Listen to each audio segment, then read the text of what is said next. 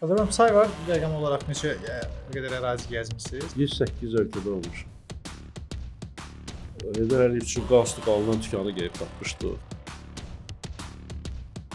Baş sponsor Esmar House. Vaxtınız xeyir olsun. Çəkinin növbəti buraxılışındayıq. Bugünkü qonağımız, belə deyək, bizə bir növ nostalgini də xatırladacaq. Çünki mən özüm şəxsən öz adıma deyirəm. Elə İsmail da. Yəni biz onun səsi ilə bütün dünyanı səyahət eləmişik. Yəni elə bundan bəlli oldu da qonağımız kimdir. Bugünkü elə bizlə olan dünyanın dörd bir tərəfdən kəşf edən bir addır, hamımıza tanış addır, Azər Qəribdir. Xoş gəlmisiniz. Xoş gününüz olsun. Çox sağ olun dəstəyiniz üçün, diqqətiniz üçün vaxt ayırıb gəldiniz. Çox sağ olun ki, dəvət etmişsiniz. Azərbaycan bu gün öz turizm potensialını xarici turistə çatdıra bilirmi? Tam həcmdə yox. Tam həcmdə yox. Yəni bizim göstəriləsi yerlərimiz daha çoxdur, nəinki biz göstəririk. O da onun subyektiv, obyektiv səbəbləri də var. Obyektiv odur ki, bir sıra səbəblər var mənim zənnimcə. Bəzən Gürcüstanla bizim müqayisə edirlər. Əvvəla müsəlman ölkəsiyik, o faktor var, sözsüz var o faktor. İkincisi, yəqin ki, biraz bura gəlib çıxmaq çətindir. Sonra aviaşirkətlərin qiymət siyasətində də boşluqlar var. Mən başa düşürəm, biz hərdən giləylənirik ki, bahadır, amma bilirsiniz, bir məqam da var ki, bazardır da. Məsələn ki, mənim malım 10 manata satılırsa, bütün media qalxsın, bütün sosial şəbəkələr üsyan etsin, mən onu 5 manata satan deyiləm.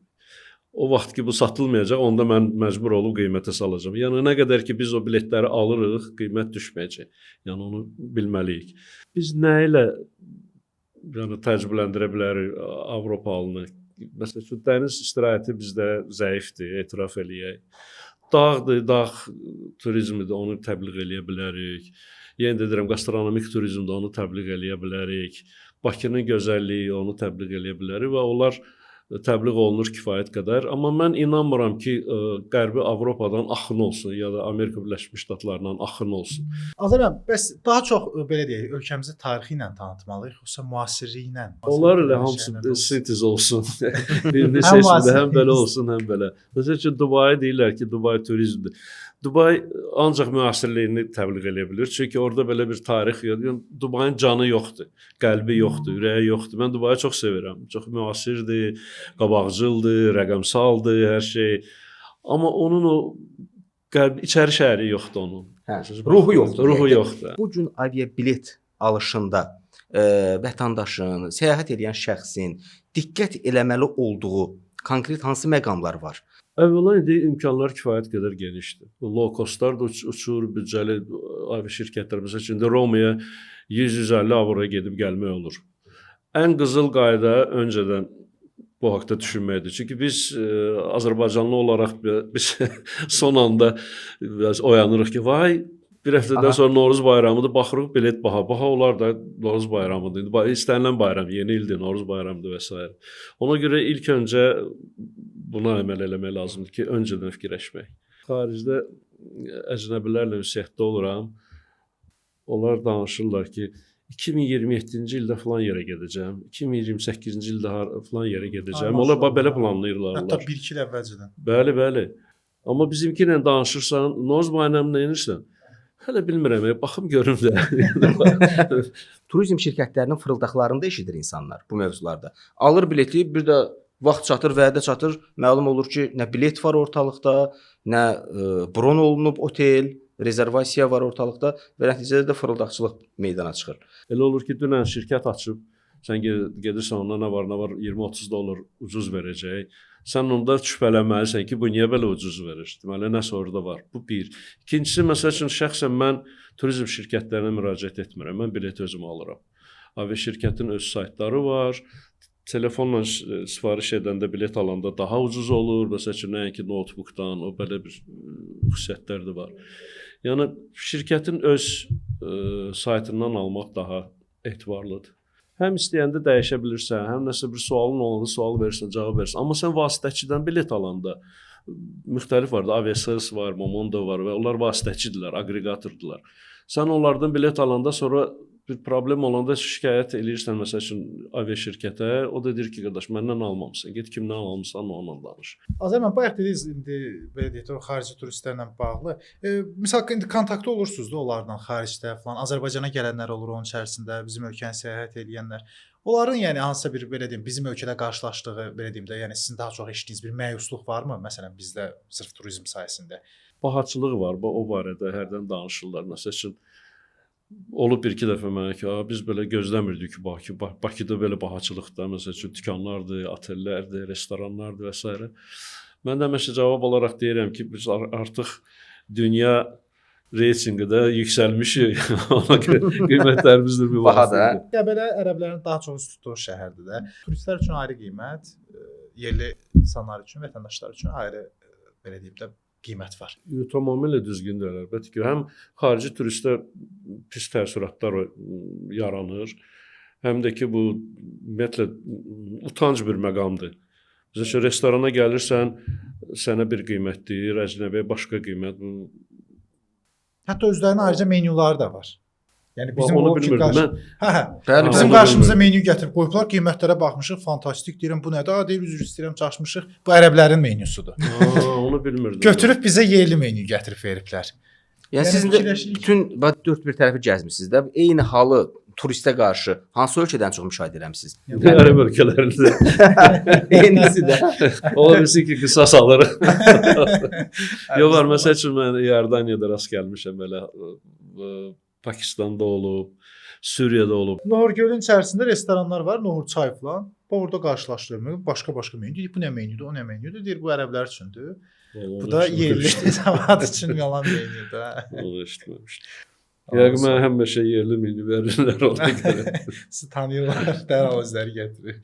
Bu gün bax biz sizin fikrinizcə bölgələrimizi də, yəni turizm bölgələrimizi daha çox nə ilə təqdim eləyək? Yəni Azərbaycana gəlmək istəyən turist nə ən çox nəyi görmək istəyir? Yəni öz təcrübənizdən xaricə gedəndən çox nəyi görmək istəyirsiniz ki, oradan da gələn turist burada nəyi görsün? Mənim təcrübəmə görə bura gələn turistlər məsələ onu xüsusilə qeyd edirlər ki, Azərbaycanda həm tarix var, həm müasirlik var. Məsələn ki, Bakıda içəri şəhərdə gəzmək olar, çıxıb Flame Towers'dir, digər bizim Heydər Əliyev mərkəzidir, belə bir memarlıq şedevlərimiz var. Yəni onu qeyd edirlər ki, burada həm tarix var, həm müasirlik var, həm dünən var, həm sabah var. Budur cəlb edən, yəqin ki. Yəqin ki, yox, belə də var. Səyahətlər zamanı ən çox qeyri-adi ənənəsi ilə yadda qalan ölkə hansı olub sizin üçün? Məsəl üçün Taylandda uşaqların başından sığallama olması. Mən bir dəfə problem deyil idi. Mənə çox belə mədəni sürətdə dedilər ki, olmaz. Taylandda uşağı başqasının uşağını biz deyirik, o elə nə qəşəng uşaqdır. Belə eləmək olmaz. Yəni nədir ki, onun belə səbəbini izah elədilər sizə? Yəni hansı formada? Nəsə onların öz buddizmlə bağlı nəsə özlərinin belə adətləri var. Çox dərinə getməmişəm açıq. Adamla var ki, pulu var, kifayət qədər imkanı var. Bunu keçirdim ancaq mülk, tikim. Müəyyən bir 60-70 yaşına gəlir, ondan sonra çölür baxır ki, yəni mən nə gəzdim, nə gördüm. Bu tip insanlara belə deyim, münasibətiniz Tamaq elə bir şeydir ki, bu elə bir narkomaniyadır, alkoqolizmdir. O tamaq ki, virusu qopdu insana, onunla mübarizə aparmaq çox çətindir. Mən məsəl üçün mənim düşüncəm bir yaşamağa evim var, sürməyə maşınım var. 5-10 manat yemək almağa pulum var. Qalan pulu mən səyahətlərə xərcləyirəm. Mən tutaq ki, o bir dənə ev olmasın, 3 dənə ev oldu. O mənə nə verir həyatda? Nə təəssüratlar verir, nə dünya görüşümü artırır, nə savadımı artırır, nə intellektimə bir dəstək olur.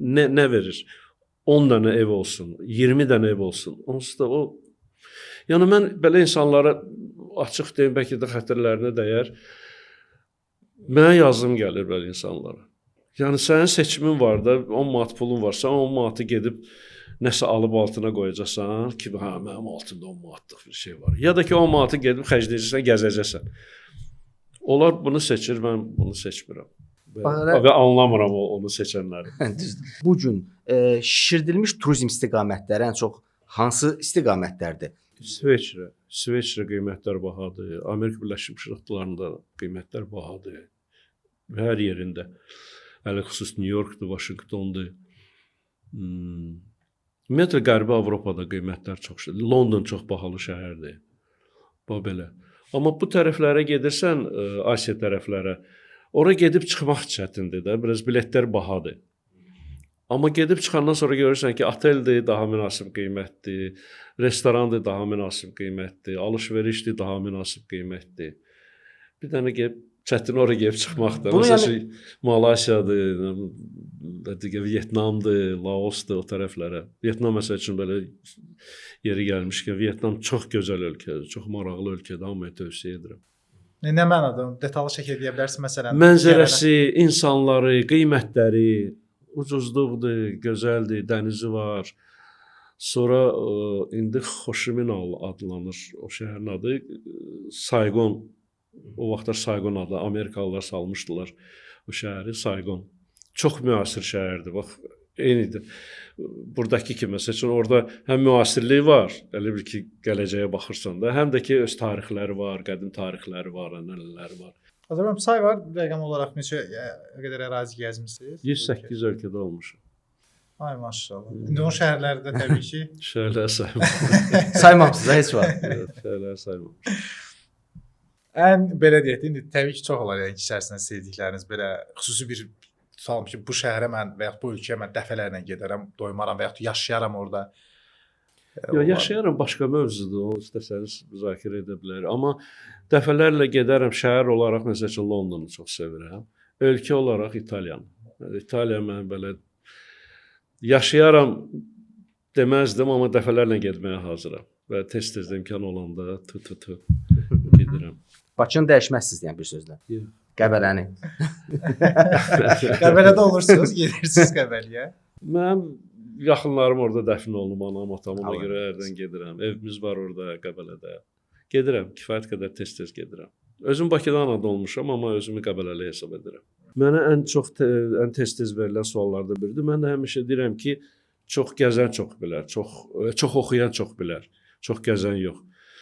Çünki çox oxuyan səyahətlər təəssüratlar verə bilər, amma bilik sarıdan vermir. Oxumağın yerini vermir. Oxumaq mən yalnız bu dərslikləri demirəm, mütaliəni də deyirəm də. Çünki kitablar insana daha çox verir, nəinki səyahətlər. Amma eyni zamanda səyahət təəssüratları genişləndirir, zənginləşdirir səni. Həm oxuyasan, həm gəzəsən, onda o sintez olur, super. Azərbaycan memarlığına aşiq olduğunuz bir şəhər var, məsələn. Mən sizə deyim, Qərbi Avropada, ümumiyyətlə dünyada istənilən paytaxtı götür, şedevrləri doludur. Yəni, istər Roma olsun, London olsun, Paris olsun, hansıları, Berlin istisna olmaqla belə bir memarlıq şedevrlərlə zəngin olan bir şəhər deyil. Amma qalan, deyərdim ki, 80% paytaxtlar, hər halda mən olduğum paytaxtlar həmişə böyük təəssüratlar bağışlayıblar. Məsələ memarlıq nöqteyi nəzərdə. Azərbaycan doymamısınız gəzməkdən? Yox. Yenə də doymaq gəzirsiniz. fikrim də yoxdur. Bu 108 ölkə dediniz. Bu ölkələr içərisində Bakını əvəz eləyə bilməyəcək nə var? Doğmalıq.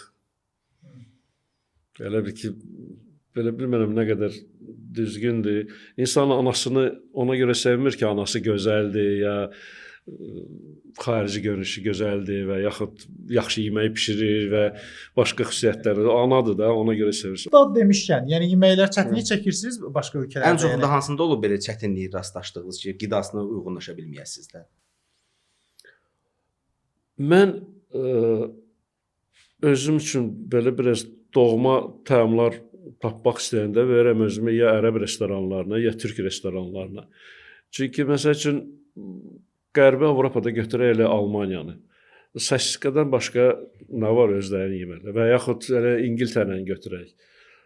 Fish and chips var, o da ki mənə düz gəlmir, mənə uyğun gəlmir mənim ağız dadıma. Amma mətbəxi ilə zəngin olan ölkələr daha çox Asiyadadır. Asiyada, Malaysiyadır, Vyetnamdır, Singapurdur, Laosdur. Belə özəllikləri var. Amma onları da çox yemək olmur. Məsəl üçün 1 gün, 2 gün, 3 gün, 4 gün, 5 gün sonra görsək yox. Artıq öz doğma təamlarını istəyirsən. Azərbaycanda bir layihə falan planlaşdırırsınız, tutalım televiziyada olsun və yaxud sosial. Bir layihəm də var, indi hal-hazırda onun üzərində çalışırıq. Bir səfərin izi ilə layihəsidir. Mən bir 10 səhv saldım. Hər bir səfəriniz ilə. Bir səfəriniz ilə Heydər Əliyevin rəsmi səfərlər etdiyi ölkələrə gedirik və qeyri-rəsmi tərəflərinə toxunuruq. Hansı muzeylərə getmişdi, hansı restoranda yemək yemişdi. Yəni bax belə kimlərlə ünsiyyətdə olmuşdu, kimlərlə görüşmüşdü.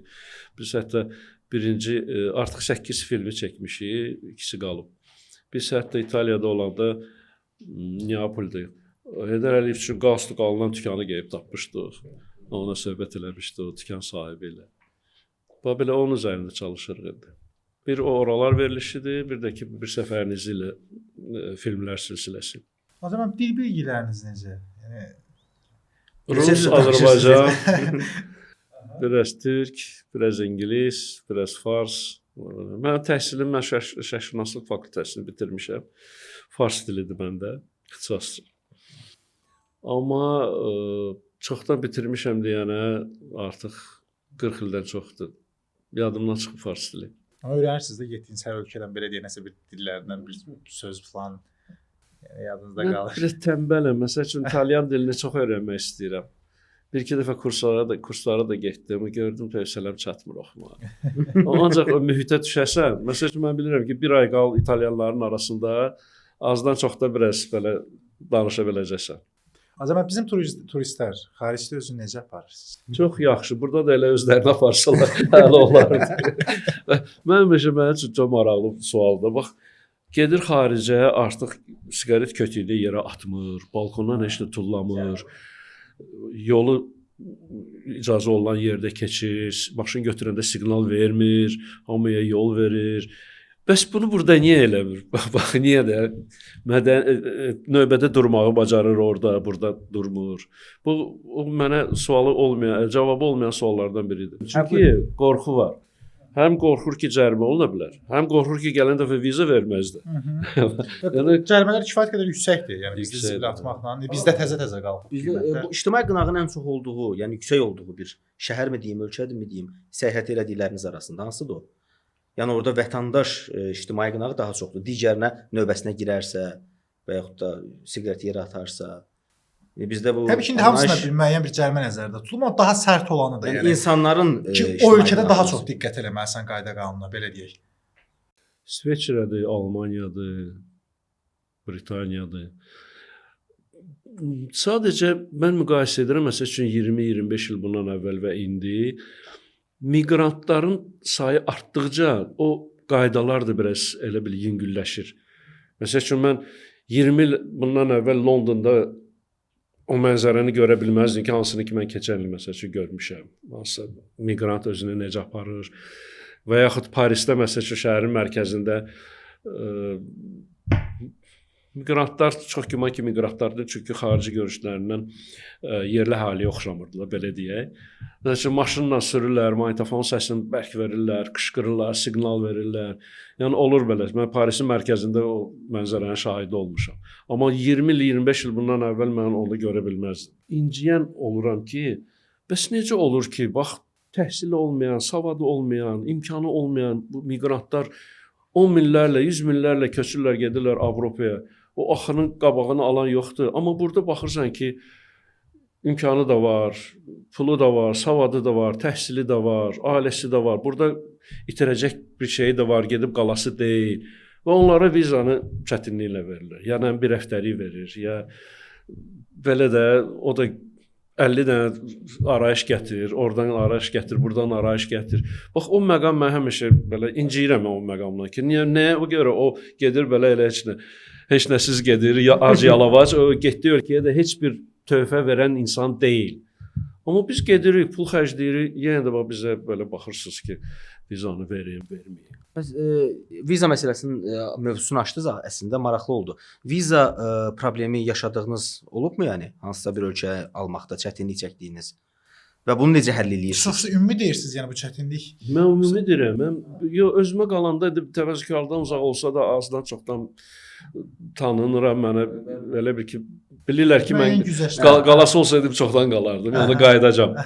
Ona görə belə bir ciddi problemim olmur. Əvvəllər olurdu, təzə başlayanda bu işə, 2000-ci illərin əvvəllərində olurdu. İndi elə bir problem. Viza necə edirsiniz? Birbaşa özünüz müraciət edirsiniz səfirliklərə? Bəli. Yəni bunun üçün də indi şirkətlər var, yəni fəaliyyət göstərənlər, insanlar açıq sosial şəbəkədə deyirlər ki, biz sizin viza məsələnizi həll eləyirik. Onlar həll eləyirik deyəndə, onlar vizanı verilməsini garantiya verə bilməzlər. Onlar ancaq bizə dəstəyi verirlər. Yəni anketi doldurmaqdır, çünki qəliz məsələdir. Orada elə suallar var. Sənədləri yığmaqdır, araçları yığmaqdır. Bu məsələdə onlar dəstək olurlar. Görüş götürməkdir. Məsəl üçün İtaliya səfirliyində görüş götürmək üçün gecələrlə gərək oturasan ki, baxasan ha vaxt açıldı pəncərə, tez özü tıklayasan ora. O işi onlar görürlər. Yəni onlar pulu ona görə alırlar. Amma əgər hansısa turizm şirkəti deyir ki, mənə pul ver, mən sənə 100% söz verirəm ki, viza alacaqsan, ona inanmağa dəyməz. Var idi, əvvəllər var idi, indi açıq danışıq da. Bəli. Korrupsiya uğramış səfirliklər var idi ki, vizalar açıq-aşkar əməkdaşları satırdılar. Ona görə var idi belə laflar. Amma indi mən son zamanlar belə şeylərlə rastlaşmamışam. Mən bir neçə dəfə olub mənə rastlaşmışam. Hətta səfir mənə deyib ki, bir ölkənin səfiri, o mənə deyib ki, valla konsulları, biz onları təsir mexanizmimiz yoxdur. Ancaq xahiş edə bilərəm bir insan olaraq, bir yoldaş olaraq. Amma mən onu düyməni basım deyim ki, filan kəsə viza ver, elə şeylər yoxdur. Yəni o qədər müstəqildilər konsullar. Azərbaycan bir də birisi mənə maraqlıdır. Misal üçün indi 108 ölkə dediniz. İndi lap əvvəl illər əvvəl gəzdiyiniz və bizim Azərbaycanlara qarşı gördüyünüz münasibət, bir də son dövrlər getdiyiniz bu ərəfədir. İndi məlum məsələdir ki, bu illər ərzində kifayət qədər ölkəmizin tanıdılması istiqamətində işlər görülür. Nə bilim, yarışlar keçirilir, beynəlxalq tədbirlər ölkəmizdə baş tutur. Yəni dəyişib ümumiyyətlə bizim yerlə göy. Yəni də müharibədən sonra da yerlə göy. Mən 20 il bundan əvvəl Avropada Azərbaycan deyirdim, ya Amerikada. Azərbaycan, Əfqanistan, belə. İndi Avropada heç kimə izah etmək lazımdır ki, Azərbaycan hardadır, nədir. Biraz Asiya tərəfdə bizi aslanırlar. Amma Avropada elə bir yer yoxdur ki, sən deyəsən Azərbaycan onu. Hətta bizim futbol klublarımızı tanıyırlar. Bir dəfə mən İtaliyada idim. Bizim hansısa komanda, mən futbol həvəskar deyiləm, ona görə belə dəqiq deyə bilmərəm. Hansısa futbol komandamız İtaliya futbol komandası ilə görüşməli idi. Biz də orada taksiyə oturduq. Soruşdu ki, hardansa, dedim Azərbaycandan. Dedi, Azərbaycan falan komanda hansı klubumuzun adını çəkdi. Yəni bax belə də olur. Qabaq geyinirdin, keçinirdin, düşürdün restorana. Orada bir erməni xalqının nümayəndəsi olurdusa, üzündə göstərmirdin, amma içəridən biraz sınıq olurdun ki, üzü qarasan onun qabağında da, o sənin torpaqlarını zəbt edib. Amma indi belə tam rahatsan, bilirsən ki, istənilən məclisdə, istənilən yerdə sən qalib xalqın nümayəndəsisən. Allah rəhmət eləsin şəhidlərimizə, qazilərimizə can sağlığı. Amin. Çox sağ olun Azərbaycan müəllim. Siz sağ olun. Təşəkkür edirik ki, vaxtınızı ayırdınız. Bu günlük check-out eləyirik biz. Check-out. Baş sponsor Esmar House.